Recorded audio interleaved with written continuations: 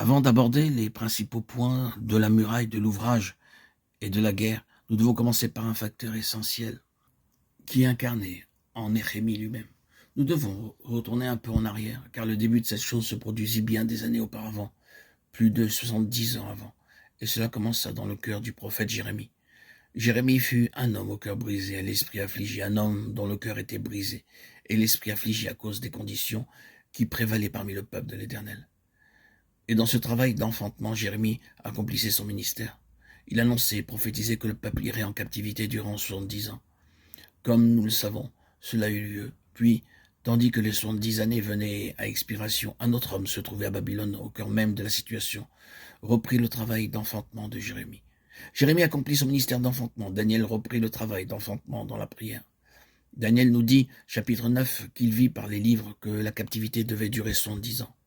Et maintenant, il réalise que les 70 années s'achèvent et ainsi, il se livre à une prière intense.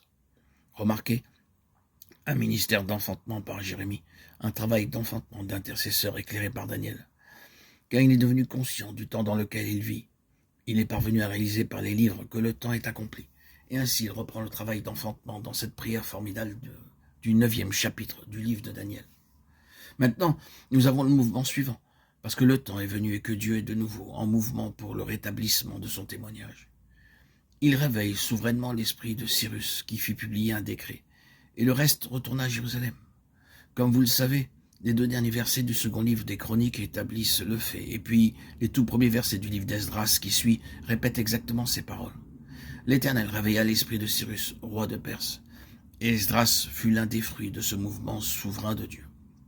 Alors qu'Esdras accomplissait sa part de ministère, nous arrivons à Néhémie, et nous retrouvons la reprise de ce facteur essentiel qui a conduit à cette coopération avec Dieu.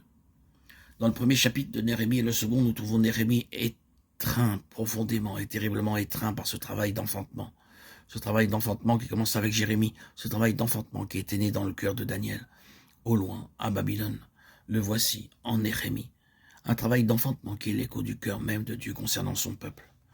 Nous devons mettre en correspondance avec cette situation une grande partie des déclarations prophétiques, entendre le cri de ces prophètes, chacun d'entre eux, tandis qu'ils expriment la pensée et le cœur de Dieu à l'égard de l'état de son peuple. Maintenant, ce cri-là, ce sanglot, dirons-nous, du cœur de Dieu a pris naissance en cet homme. Il trouve son point culminant pour ce qui concerne l'Ancien Testament dans le cœur de Néhémie. Avant que nous allions plus loin, remarquer ces 2 facteurs, ces 2 aspects principaux. Premièrement, Dieu agissant de façon souveraine. C'est là où le mouvement commence. Dieu réveilla l'esprit de Cyrus, et vous trouvez tout ce merveilleux mouvement de souveraineté tel qu'il est consigné dans le livre d'Esdras. Ceux d'entre vous qui connaissent ce livre se souviendront aussitôt des facilités merveilleuses que Dieu suscita par le moyen du chef perse en faveur de la reconstruction du temple. La prise de toutes les mesures nécessaires, veillant à tout pour que la chose soit réalisée. Dieu agissait de façon souveraine.